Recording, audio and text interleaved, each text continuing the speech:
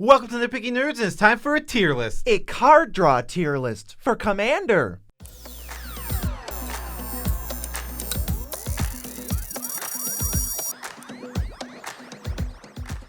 I'm your host, Joe Cherries. I'm your host, BC, joined by Amber, and that makes us the Nitpicking Nerds. Every single day, there's a new video, as it turns out, on this channel. This one's a tier list. If you want to support us, you can go to patreon.com in the description. If you do, we'll love you as much as we can without making you uncomfortable. Yes, and if you want to support us indirectly, because Patreon is obviously directly, you can use one of our 3 affiliate links in the description below. First, tcgplayer.com. Go there, buy the magic cards you were going to buy anyway at the exact same price you were going to buy them for anyway. And guess what? As long as you start with a link in the description below, you're supporting this YouTube channel. Second, Dragon Shields. They have the best sleeves in the multiverse. Good sleeves. Literally, put them on every single one of our decks. So if you would like to sleeve up in the sleeves that the Nitpicking Nerds use our link in the description, get them delivered, and you again spend no extra money and get the same awesome sleeves. What's the last way, BZ? Well, I mean, if they're thinking about shirts and looking cool, I can't imagine where you'd go besides IntoTheAM.com. We got, what, Tree NA and Octopus Lighthouse on today?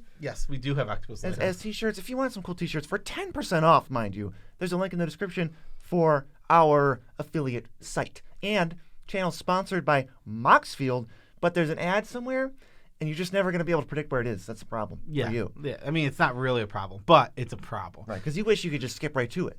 Yes, you can't. Because that would be the best. The best part of the video is the Moxfield ad, obviously. And happy birthday to everyone whose birthday is today. All right, yep. Let's hop into this video. It's a tier list. We're ranking. This is what, card draw? Commander card draw.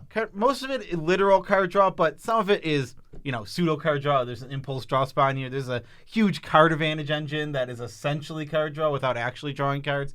But all in all, it's card draw. The only thing we left off was like symmetrical card draw, like Wheel of Fortune. It's not on here. All right, time to do our world famous Shrinky Dink move where we get really tiny and go to the corner. Ready?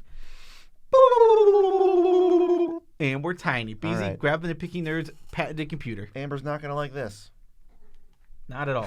She did not like that at all. She really didn't. All right, let's hop right into this now that we're small and in the corner. First off, we have Archmage Emiratus. 4 mana for a 2/2 whenever you cast an instant or sorcery. Actually, it's Magecraft, so if you copy an instant or sorcery, also, you draw a card. This is like the card we always wanted for those Spellslinger decks. It never existed somehow. 4 mana doofus that draws a card when I cast instant or sorcery. It's a creature in your spells deck, which is a big problem. I was really high on this when it was first printed, and I still think it's good. Don't get me wrong. I'm not saying Archmage Emiratus bad magic card, not even close. I'm just a lot lower on it. I would have had it in the A, B tier for sure, but now I think I'm more of a C, where it's like it's middle of the road. It's very specific to decks, and it will get the job done. I'm gonna say play this if you have a deck for it.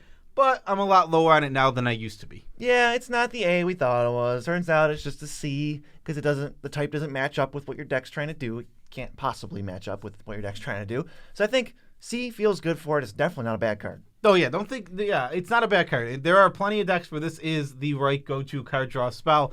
But what I think about when I think of this card, the reason you don't need it in your deck all the time is because when you're playing a bunch of instant sorceries themselves do a good job of drawing cards, as you'll see with this list. Yeah, and you're going to already have to pack in win conditions like some Gutter Snipes or like 1,000-Year Storms in there. Mm-hmm. And then it's like, how many of these do you play? I don't know. But I will say that I couldn't possibly play Archmage Emiratus and not play Gitaxian Probe in my deck. Yeah, that's a Too great tempting. feeling. It's such a good feeling. Yeah, I mean, 2 life divination is amazing. Yes, please. Next, we got Beast Whisperer / Guardian Project. They're basically the same thing. They're 4 mana things that say when you play or cast a creature, you draw a card. Yeah, and this one's funny because Beast Whisperer is the creature for your creature deck. Mm-hmm. Amazing. That's what its upside is. The upside of Guardian Project being the exact same cost is that you get an enchantment that's harder to remove because your creature deck is susceptible to board wipes.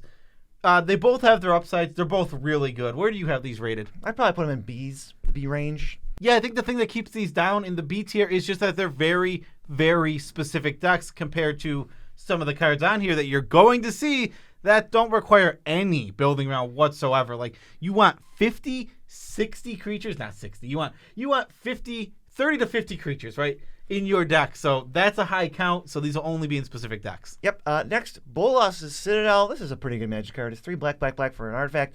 You can look at and cast the top card of your library, but by paying life equal to its mana cost instead of its mana cost, And then if you got 10 non-land permanents burn a hole in your pocket, you just sacrifice them and deal 10 to each opponent. Yeah, this is one of those pseudo card draw spells I was talking about earlier, where it's not actually card draw. This isn't putting cards in your hand, but it gets you huge card advantage. How many times have you seen a Bolas Citadel come down and you're like, ugh, it's such a grown card because it's so good. Yeah, part of the problem is you're going to play Bolas Citadel and then just cast like 4 spells. And then when they answer Bolas Citadel, I still have the 4 spells on my battlefield. Yeah, because for some reason this spell also lets you play land. So like, oh yeah, you wait till the turn that you get to play this, and then you get to play a land off the top also. Oh. Yeah, if you ramp with a Signet, turn 6 is when you're going to play this. Yeah, this card is so good. Yeah, it's pretty sweet. I don't know. Is this an S tier? How much better could you get than this? It's S or A.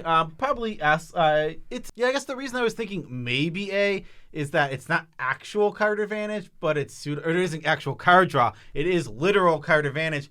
But this card's amazing. I mean, it's a combo piece. Not many of these card draw spells are combo pieces. It just draws you cards and casts them. It just skips a whole step. It does. I mean, this card is amazing. Next, we got Elemental Bond. It's 2 and a green for an enchantment. This thing is like so much more played than I could have ever imagined. Whenever a creature of power 3 or greater enters under your control, you draw a card. Yeah. I have seen this card play well, and I don't think it's a bad Magic card at all, but we do have... My thing is we have Beast Whisper and we have Guardian Project, which will basically draw every single creature. You don't even have to meet the condition, meaning all your mana dorks and small creatures will also draw. That said, Elemental Bond is not a bad Magic card whatsoever. It's so serviceable. This is a card I never play. I'm sure it's fine. I just never have to play it. Yeah, where do you have it? I'd have it in like C, maybe D. I put it in D. I don't know. I think it's going to be one of the worst ones on here. Not that it's like terrible. It's not. It's serviceable, and it's definitely what makes it. I think one of the things that keeps this so playable is its budget. Right. So for power wise, if you ever play Elemental Bond and you ever play a creature and you don't draw a card, I'm just thinking there's 3 other cards that would have just drawn me a card. There's so many. Yeah. There's just play a creature, draw a card is a thing that exists. Yeah, it's tough. So let's go to Argothian Enchantress, standing in for basically every Enchantress. I think the most played one was like Satyr Enchanter. That doesn't count because it's Selesnya. So I would just did Argothian for this one. Class enchantments, draw a card. Obviously, this is your Enchantress decks. This fits exactly right next to the Beast Whisperers for me. It's exactly that kind of card for the Enchantress deck. You play all enchantments, and then these are your only like non-enchantments in your deck. You just shove like 10 Enchantresses in there, and that's your card draw. Yep. It's a little different than Archmage Emeritus. I know it's not the type you want in your type deck, but they're usually cheaper to cast. Sometimes they have other upside, and in cases like Eidolon of Blossoms, they are the type you want. They are the type you want. They're really cheap and efficient. Like, Archmage Emeritus is 4 mana every single time and not the type you want. Argothian Enchantress is 2 mana and not. And then Enchantress Presence, which kind of fits in this, also the type you want. Eidolon of Blossoms is the type you want. Sithis is the type you want. They have a ton of upside. These cards are really, really good. Yeah, don't mess around with Enchantresses. They are definitely a step above the awkwardness of creature in my spell deck. Let's go to Esper Sentinel. It's not literal card draw, but if it sticks around, eventually people are going to give you cards, because whenever they play a non-creature spell for the first time each turn, you get to draw a card unless they pay mana equal to its power. If it's 1, they're probably going to pay. If it's anything else, they're probably not going to pay. Once in a while. I mean, they're going to pay it sometimes. But also early in the game, people want to advance their board state, right? You're not going to play around this every single time. You need to advance. You need to play your game. If you just go, well, if they draw a card, I can't do anything. I need to cast my ramp so that I can pay next time. Yeah, well, if it's like play a Signet on turn 2 or pass and do nothing. It's like, oof, I want to play a 4-drop. Like, I got a creature to play next turn. I'm not going to pay. I'm not going to wait for this. Yeah, exactly. Esper Sentinel is super good. What this has over like everything else in this list is it's 1 mana. There's not many 1 mana things that are going to draw you cards. It's like an engine for 1 mana. It is. I mean, it just keeps going. It's annoying. And if you have any way to augment its power with a counter, sword or something. Equipment, yeah. Yeah, it's super strong. What do you got? This A? A sounds good, I guess. It's A or S. I mean, it's one of the two. They're both. Maybe it's just S. It's so tough. It's close. Yeah, give it an S, because this card has been incredible. It's a staple. Yeah, it's a super staple. I've seen it a million times now, and it never underperforms. It at least draws 1 card, and then it's a creature in your creature deck, which you're gonna say, I guess, every time. I mean, it's important. It is super important for you to match your spell types. Yeah, when your Venn diagram of your types overlaps, you just feel great. It feels a lot better. Next is the Great Henge. This is 7 green. It taps for green, but it costs X less, where X is the greatest power among creatures you control. And when a creature enters the battlefield, it enters with an extra +1/+1 counter, and you draw a card. Why does And this... you gain 2 life when you tap it. Yeah, why does this have so much text on it? This is the best version of these draw. BZ was like, should we put it with Beast Whisperer, Guardian Project? I'm like, no, I think this is distinctively the best one of these, and it's at least an A for me. Yeah, what it does is doesn't even care about casting. I'm going to put it in S. I think this card's off the chain. It doesn't care about casting. You can flicker him or whatever, reanimate him. You still get the counters. It just buffs up the creature, draws you a card. If your deck is green, kind of has to be. Most of the time you have a creature that's power 4 or 5. So this thing's only going to cost like 2 or 3 mana after you tap it. Yeah, I mean, exactly. If you ever have the 7-power creature, this is neutral. It's neutral, and then you start drawing cards after that. This card is so strong. It's silly. It's just unbelievable. It's literally just I guess we literally have it 2 steps better than its buddies Guardian Project and Beast Whisperer. Yeah, because I don't feel like Beast Whisperer or Guardian Project is like a threat. But Great Henge, I'm like, we gotta stop. Stop this thing. Get it out of here. Yeah, it's gaining life, it's putting counters, it's buffing, there's so much text. Why is there so much text in this Magic card? Why is there so much text? Even the life gain is annoying. Harmonize is next. This is got to be a budget card, but people like this one. It's 2 green for a sorcery, draw 3. This one is like the quintessential problem of like, what deck am I playing this in? Yeah, exactly. I don't think you play it very much. I think I have this one in poop tier. It's serviceable. Now, don't get me wrong. I'm not going to tell you Harmonize is a terrible Magic card, but we're doing it within this list, and within this list, I think this is an easy poop tier for me. I just never played this card. I don't like, most of my green decks are creature decks. If it's not, then there may be some other things you could do. Maybe you'd just rather have some kind of critical mass of cantrips, or maybe you're like a green-blue spellslinger, and then you can play like the Archmage Emerituses and stuff that are going to hit off that, and then blue card draws way better. So I just like don't know outside of budget where this is going to go. It feels like concentrate to me. Like even though blue's number of spells that draw are so much better, so much higher, concentrate's buried under 50 cards.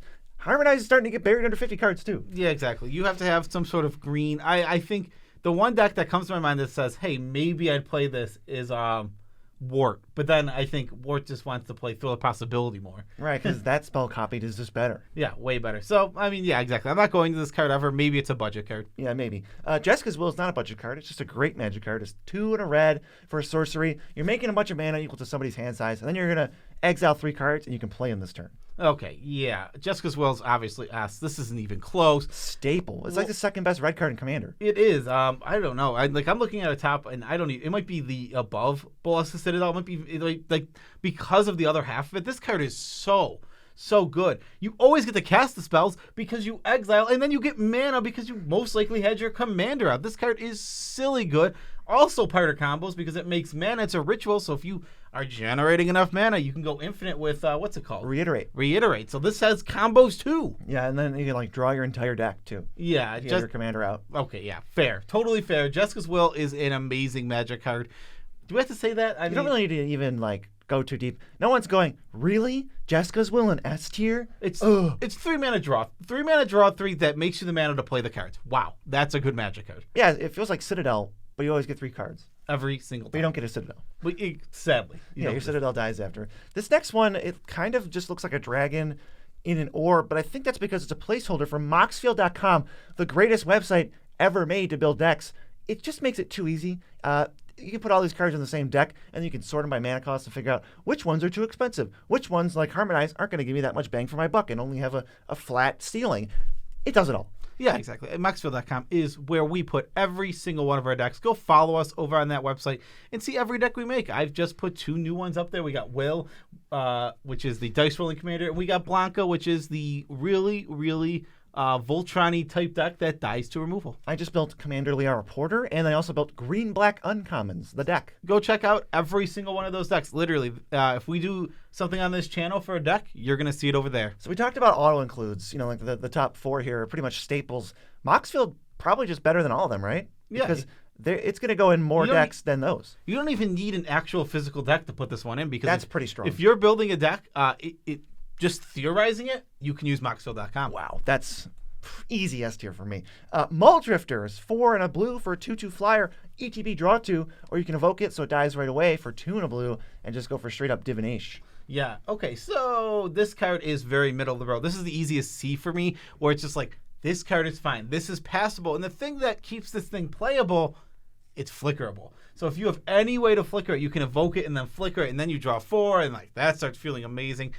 It's one of the best flicker targets for years. It's always been. Yeah. If you tell me this card can't be flickered, I think it's unplayable. Yeah, I mean, I agree. It's divination. Then. Right, but so you're going to have to be flickering it like repeatedly, but then it's pretty good. It's still kind of stood the test of time. There's a lot of other cards now that draw that you can flicker that maybe Mold Drifter doesn't make every deck anymore. The thing about Mold Drifter that really just keeps it in most decks is the fact that, yeah, we have like 5 mana draw 2s like on Cloud Blazer. It's another card that does the exact same but thing. You gain 2. But you gain 2, but you can't evoke it. Right, you don't get the, like, if I have Rune as my commander, I can't pay 5 mana to draw 4. Or, any instant speed way to flicker it also will also do that. It's super good.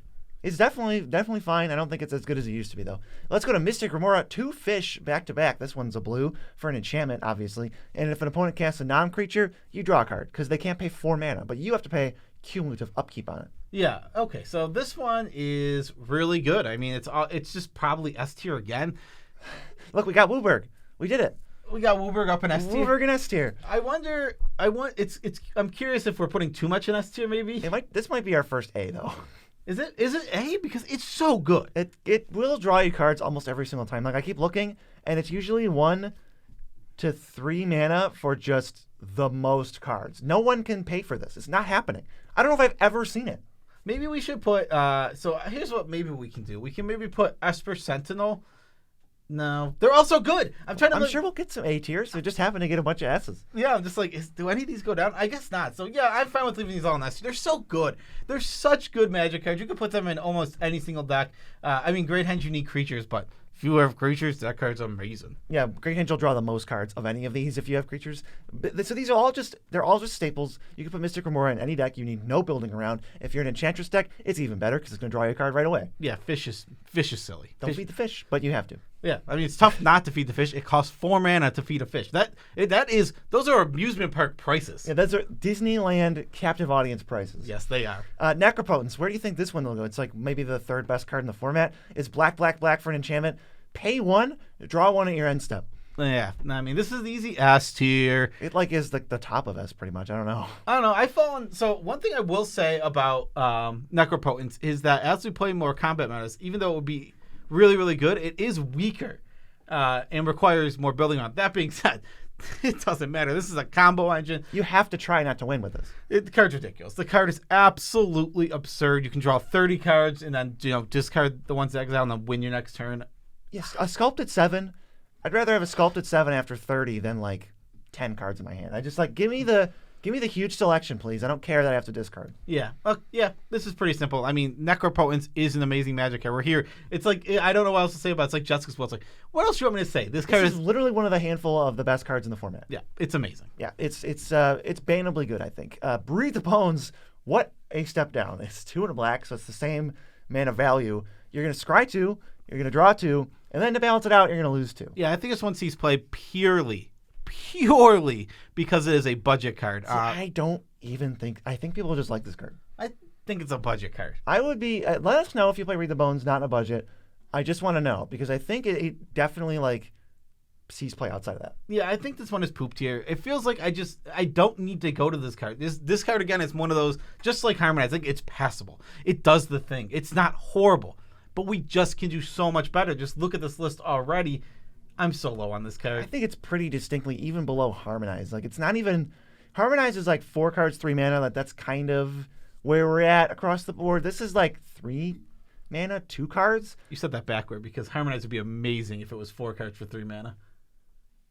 Three cards for 4 mana? I don't remember what I said. You did say this is 2 cards for 3 mana, and you lose life. It's just you never have to go here, even in black, even on a budget sometimes. And a lot of black decks are also creature decks, in which case, they're not on here, but I would recommend Grim Horsepex, Midnight Reaper, and those 17 different types of cards. Those are your A's that aren't going to make it on this list, because apparently people don't play those cards. Yeah, they're not popular enough. Read the Bones is blocking them out. Yeah, people are playing Read the Bones instead of Midnight Reaper. That is not good. All right. Don't do that. I think Midnight Reaper is 60 cents now. It is budget. So is Grim Horsepex, also budget card. Yep. How about Recon Mission? What does that do? Reconnaissance Mission says whenever a creature you control deals combat damage, draw a card. There's also Biden of Thassa, kind of fits in this exact same place. They're 4 mana, and when your creatures hit, you draw cards. Reconnaissance Mission can cycle and Bite on the Thassa can make your opponent's creatures attack weirdly. That is You can goad them, kind of. What kind of weird thing is that Bident doing? I do not understand. This is my Bident. You have to attack me now. But we found, I think, the A's. These cards are really, really good, right? Are they better than Beast Whisper? Oh, maybe they're in the exact. Maybe those. They're probably Bs, right? They're probably Bs. Maybe. Yeah, they're probably Bs. You're right. Exactly. They're like they go right along with Beast Whisperer. They're different decks. They're usually not the same decks. Yeah. Usually you have sneaky evasive threats with your Reconnaissance Mission. Definitely goes in less decks than Beast Whisperer. Yeah.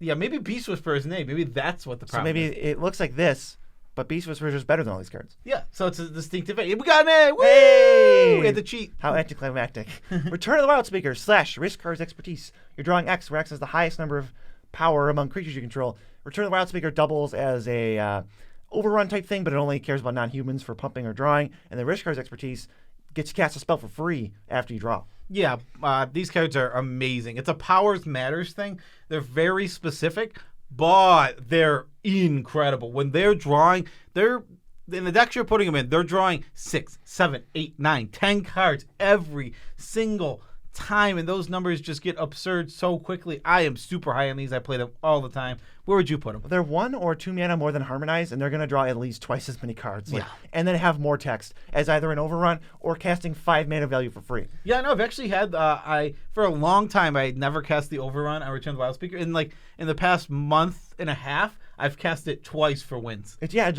Oh, hey, I don't need cards. I'll just win. It's just there. It's Yeah. just there for you when you need it, which Plus, is it's an instant. so good. These cards are great. I don't really know which one's better. I might just say Riskars Expertise is a little bit better because you don't have to worry about humans versus non-humans. I would say but Riskars. They're splitting hairs. I think Riskars Expertise is the better one. Is this bottom of A? It feels like a B, where it's like if you're doing this thing, this is like some of the best cards in your deck. Just like right Sure. there with Enchantress and your Ginger Brute deck with Recon Mission. Yeah, you need big creatures, and these cards are incredible. I mean, they overperform for me every single time. They go in every deck that Great Henge goes in. I play big stompy decks all the time, so I see this card a lot. I mean, there's just too many creatures that cost like nothing. Like you got Primeval Protector, which is just a green half the time. Galta's usually green, and all these cards just come down for nothing, and then you can play this the same turn. Yep. Yeah. Amazing. Yeah, Amazing. super good. Rustic Study, also pretty good, I hear. It's 2 and a blue for an enchantment. Whenever an opponent casts a spell, if they don't pay 1, you draw a card. And this thing does not cumulatively upkeep. I know you can't see me in the corner, but I fell asleep because Rustic Study is so good it's boring. Is it better or worse than Mystic Ramora? It's better than Mystic Ramora. I think it's better than Great Henge. Okay. I think it's better than Esper Sentinel. Oh, for sure. I think it's up there with Jessica's Will. It's like, all right. It's one of those two. I mean, Well, in that case, I know we were going in the exact order. Get out of here. Move down Esper Sentinel. Yeah, it's better. It is better than all those. Esper Sentinel could be A. I mean, who knows? It could be. Whatever. I like this. This configuration. There's so many good card draw spells. Yeah, but we're talking about Rustic Study, one of the best card draw spells in the entire format. It's stupid. It's so not fun. I don't put it in any of my decks because it doesn't synergize. What does this synergize with? Playing the game. Well, playing the game. Having 3 opponents. Making your opponents go, ugh. It draws you so many cards. It's an amazing magic card. Yeah. It is absolutely amazing. If you're building for power, put it in your deck if you're blue. It's funny because it's not always card draw. You can play this and never draw a card, but if you do that, if that is the scenario, your opponents are really constraining their own mana production. 3 mana, your opponent's spells all cost 1 more to cast is also an incredible magic Like card. the Thorn of Amethyst for them. For only them. Yeah. But Rustic Study, stupid. Very stupid. Mwah. Seagate Restoration. We might have another A tier on our hands. 4 blue for a sorcery. You draw equal to the number of cards in your hand plus 1. For the rest of the game, you don't have any maximum hand size. And there's another version of the card in the back. It's called Land Drop. Yeah, I don't think I agree. I think it's S because Yeah, it might be. the thing about this card, It's an auto-include. It's an auto-include in any blue deck. 1 or 2 colors for sure, 3 colors a lot of the time. This card, so good. it doesn't matter that this card is 90% of the time it's a land drop. And then actually this one is probably 80 because I've actually played this one quite a bit. It's tempting. You just play it and you just go, okay, let me untap. I dare you because now I'll have 13 cards in my hand and I'm gonna absolutely pop off. Yeah, if you have nothing better to do, it's a really good card. You're going to draw 4 or 5 off of this. A lot of MDFCs are much lower impact than this. It's worth the 7 mana, and it's a land most of the time, so you never feel the downsides of putting this in your deck. It's so good. If you're not playing MDFCs now, you probably never will, so I don't know how much more we need to hype them up. MDFCs are amazing. Mythic MDFCs are even more amazing. They're in a league of their own. Shamanic Revelation is a card. It's 5 mana to draw a card for each creature you control. And as a little bonus, you gain 4 life for each 4-power creature you have. This card just hangs out directly next to Riskars Expertise. I think so. It's the opposite. If you go wide, there you go. If you're going tall, you got Riskars Expertise. If you're going wide, you have Shamanic Revelation. It's as simple as that. If you're green, you probably definitely want one of those. So figure out which one you want. Yeah, most likely. You most likely want to play one of these cards. They just draw absurd numbers, right? Like that's the thing about these cards is like they're always going to be like 5 mana draw 5 is already good, and it just scales up from there.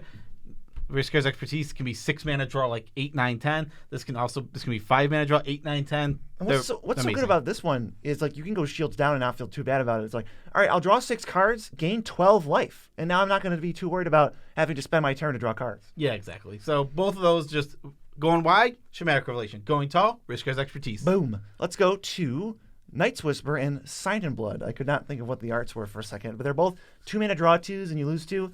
The only thing is Sign in Blood's harder to cast, but can target opponents. Yeah, you almost never target opponents anyway, so Night's Whisper tends to be the better one overall because it's easier to cast. These cards are fine. I think I have them in C where they're passable. Certainly playable. They're playable, and I think they go in certain decks, but they're also... Black decks tend to be a lot creature-based, so you tend to not need them. But that being said, they're serviceable. Straight up 2 mana 2 for 1. I'm never going to be when I see these, I don't go, wow, you're playing that. I go, that's a pretty good card. Can't really knock it too hard. Definitely 1,000 times better than Read the Bones. Yeah, it is. How S tier is not going to even be seeable. I'm going to have to move our faces down. There's going to be too much S tier. There's going to be too much S tier because our faces are in the top right-hand corner. I'm going to have to move us down so that we're not blocking out the whole thing. There's too much S tier. Speaking of which, how about Skull Clamp? It's 1 mana. For an equipment that gives +1/-1, it equips for 1. When the equip creature dies, you draw 2 cards. Yeah, so... This is like almost to the top of S tier, right? This is S tier, yeah. This card is stupid. I'd put it like here. One of the most unbalanced Magic cards ever printed, ever in the history of Magic the Gathering. Playable in probably at least half of all Commander decks. Playable in at least half of all decks ever made in the history of Magic, because you could just if you just unbanned it in every format, you could just throw it in all the decks. Yeah, I might play this. I have one once. Oh, what a stupid Magic card! Catching your mana dorks. This is why part of the reason we don't mind playing mana dorks in our green decks. We have Shamanic Revelation that counts them as a creature. We have Beast Whisper that draws when they enter. We have Skull Clamp that cashes them in later. We have the Great Henge that draws a card when they enter. It's just I'm not worried about the board wipe. Yeah, stupid card. I mean, Skull Clamp was, everyone knows, one of the biggest design mistakes of all time. Nobody's going, what S tier? Easy S tier. Yeah, this card you can draw 4, 5, 6, 7, 8, 9, 10 cards, and by the time you're done, you look and you're like, oh, I spent 5 mana and I drew 10 cards. It's really hard to draw 7 cards with Skull Clamp. It is. It's going to be tough. I've actually never seen it before. I've never seen it either. Let's go to... Is there anything that reduces card draw like that? I don't know. Maybe the Alms Collector, their white card that there you go. Instead draws each person 1. There you go. But even then, it drew. Yeah, you clamp 3 times, they forgot they had it, then they play it for the 4th time, and you get the 7th card. There you go. We got it. Okay, Sylvan Library. 1 and a green for an enchantment. Every turn you draw 3 cards, but you got to put 2 of them back unless you pay 4 life per card. Yeah, this card is really, really good. It's an A, I think. I think we found. I was gonna say I think this is probably an A too. Yeah, I think we found another A. I think this card is great, especially in really high power where the life's not going to matter. But the life does definitely matter in combat metas, for sure. It is a lot of life to be paying. That's the only thing keeping this card down. Because especially when you're not going to just win. Like, if you're just going to win, pay 16 life to draw 4 cards, who cares? Also, in your worst case scenarios, it is look at your top 3, draw the best one every single time. That's the worst case scenario. It's pretty bad, but it's still nothing. Well, yeah, but it's a fallback when you don't have life. It's right? something. Yeah, because like a lot of cards, like if you have to pay life, they won't do anything if you're at low life. Yep. This one actually does something. A is a great place for it. It's a great Magic card. I mean, I don't play it too often, but... No. People play it a lot, and I understand why. Right, I'm not even the biggest fan of it, but I'll definitely give a nod to the higher power decks that can totally abuse this. Yes, it's a good card. Let's go to Attachiova/AC.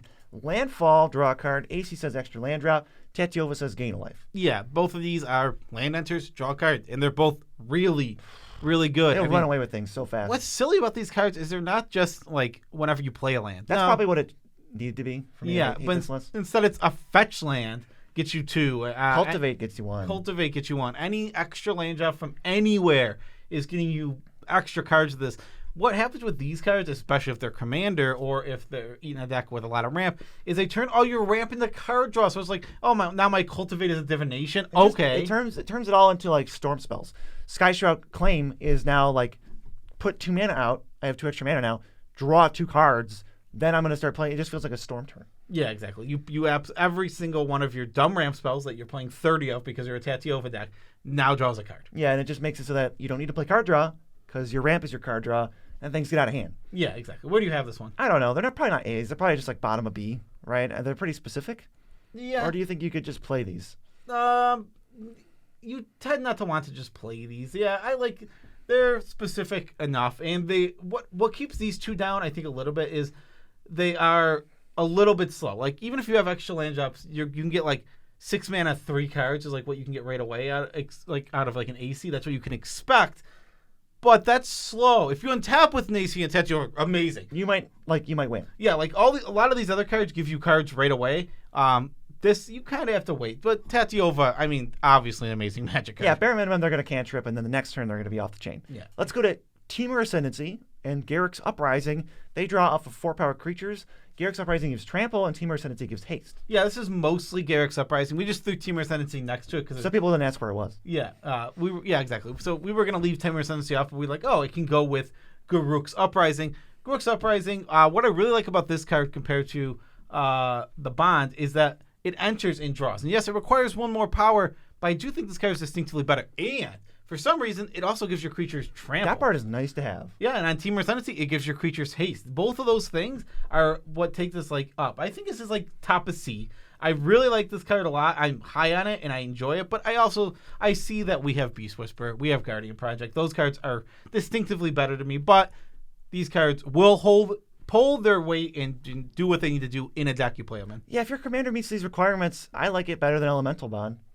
I know I'm going to draw slightly less cards, maybe 3 or 4 less cards throughout my deck, but I'm going to be happy with the trample or the haste or whatever. I will say Temur Ascendancy, especially I've seen it in Ur-Dragon decks, it is strong. I feel like it's always an Ur-Dragon. I don't know if it needs to be, but that's the one that everybody wants to play it in. I think it draws off of every single creature you play and your dumb big creatures that you were playing that you need to get haste. This is the best way to give them haste. I haven't explored if it's the best way or not. I just see it all the time, so it's probably one of the best ways. It kicks my butt every single time I see it, so I'm going to say... I guess it's not better than Dragon Tempest, but that's a whole different thing. You're going to play both. That's a staple, yeah. Yeah, that's also a super staple of the deck. How about Toski? Cares about drawing when you hit players, but it's only...